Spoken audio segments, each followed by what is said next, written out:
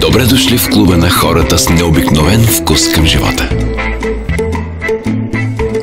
О, 21 часа. Това трябва да е Жорж. Той винаги е точен, независимо какво му струва това. Господинът на масата е Александър, майстор на восъчни фигури. Голям шегаджия. И Константин, срамежливият поет, е тук някъде. Днес явно е доста вдъхновен. А вие? Ами... Аз